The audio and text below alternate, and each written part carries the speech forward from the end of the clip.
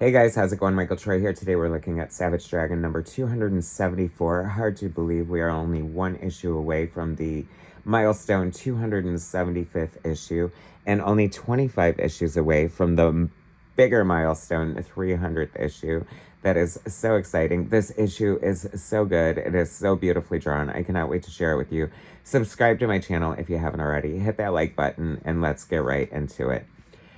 Interestingly, Erik Larsen does variant covers for Dragon, and there'll be like subtle changes, like color changes and logo changes. Like he did this fun, like retro kind of like scary, like sci-fi logo for this one. So, and the color blue. So I just had to pick up this version. Anyway, we are in Dimension X with Angel, Frank, Mr. Glum. It is such a great story. Check out that gorgeous splash page. We're going to talk about that I'm just going to leave that there for like ever so you can stare at it. Savage Dragon by Erik Larsen, writer, artist, inker, Jack Morelli, letters, Nikos Koutsis, colors. And Nikos, can I tell you, I say it all the time, Savage Dragon is one of the most beautifully colored comic books, and this issue continues to prove that sentiment. Mike Torres Flats, Gavin Higginbottom, editor, and Josh Eichhorn, no artificial sweeteners. Well, thank goodness for that. Produced by Erik Larsen. I love the reverence for the 70s Marvel. As a matter of fact, I was thinking that maybe Larsen just has a reverence for the 70s in general. I mean, we all kind of are like beholden to the decades that we came of age in, right? We're in Dimension X. Angel's trying to free Frank, who mind switched with Mr. Glum is trapped in Dimension X with Little Angel, while Mr. Glum in Frank's body was in jail for I forgot what, but so this is sort of like the culmination of all the events that have been building up, and we are only in Dimension X, and not a single sign of a fin, and you don't even notice. Like, the story is so good. Check out this double page spread. It is so amazing. You know, Angel's got her camel toe in tow, no pun intended. And I just realized that Erik Larsen likes camel toe so much, he even gives it to the men. Isn't that amazing? You know, I love a good double page spread, and Erik Larsen, like, I think that, you know, he's always looking for new ways to surprise himself and us readers. I thought, what if he didn't do a double page spread? Like, that would not be a good surprise.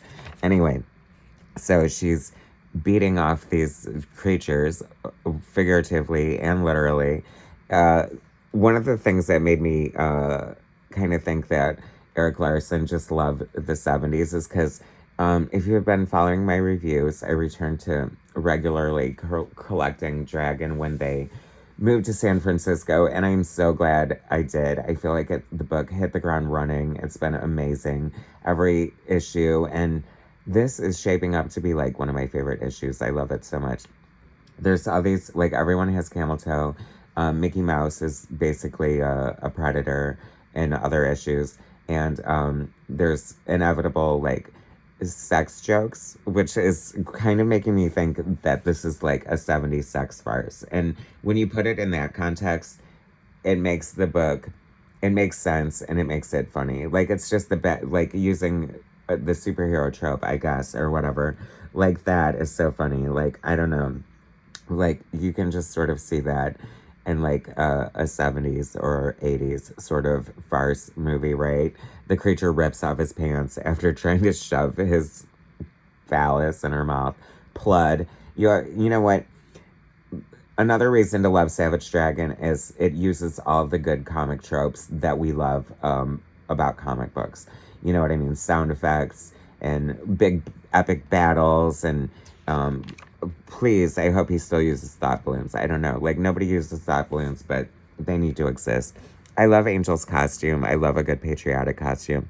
Here comes Frank to the rescue, and Mr. Glum is inside, like I'm saying. But turnabout is fair play. So these creatures try to molest Angel, and Frank is not safe at either.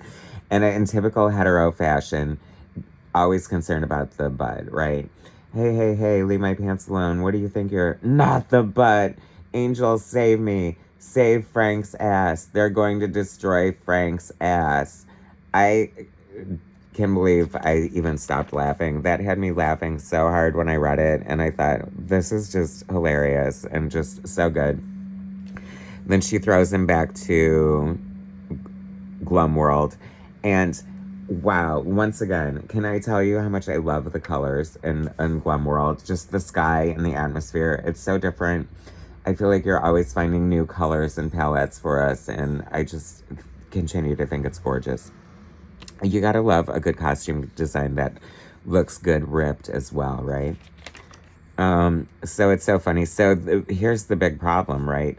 Mr. Glum and Frank have switched bodies. He wants his body back, but the machine that he invented to switch their bodies has been destroyed. Angel wants to take Frank and Little Angel back to Earth. They don't. Little Angel doesn't want to go. He's gonna force Mr. Glum and his body to recreate the machine to switch his body back, which could take weeks and months, but he's like, do what you gotta do. And of course, Mr. Glum pulls a fast one, and whatever. What's happening? Oh, I love this. Like the the argument between Little Angel and old Angel, 30-year-old Angel. He's like, I'm gonna grow up to be hot. You're an old, saggy, wrinkled hag. It's like so funny. And then he pulls a fast one, injects himself, transforms Frank's body, making it useless now. And then Frank gives the revelation that he's allergic to iodine, and that's the downfall of Mr. Glum. Just like that. Can you believe it? Spoilers, y'all. So anyway, like, wow. Oh, so what are we gonna do? So Angel is missing. Little Angel is like, whatever, I'll take you back to Earth. Everything's gonna be resolved. This was such a fun, great issue. I absolutely loved it. Like, nonstop action, a complete page turner, kind of giving us a story that we've been waiting for a long time. And I'm gonna force you to stare at this freaking splash page once again, because it is so beautiful. I don't know, the space background is just working, and the composition is so amazing. It's so good. So then we have, I mean, what the heck's going to happen in 275? I cannot wait for that, right? The Finn Addicts letters page, one of the best, longest running letters columns. It has to be like the longest running letters column in comics right now, right? Anyone want to do the fact checking on that for me? Feel free to sound off in the, what do you call it? The comment section. G-Man webcomics by Chris Giarusso. I forget his association with Image, but I feel like he was a colorer or a letterer, but now he's like a full-on cartoonist doing these little G-Man strips talking about NFTs. I thought this was kind of untimely. I'm like, does people really give a crap about NFTs? So it was like cute cartooning and fun. 1, 2, 3, 4, 5, 6, 7 pages about NFTs. That was a bit much. I guess you needed some filler. I don't know. Whatever. Anyway, then we get the fun G-Man comic on the back. And, you know, it's just a great comic. Savage Dragon, if you're not reading it, you need to. Perfect time to jump on.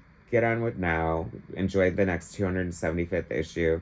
And stay for the ride to 300 and see where it goes. Otherwise, I'm going to be there every step of the way. Thanks for watching, guys. Subscribe to my channel if you haven't already. Hit that like button, and I'll bring you more soon.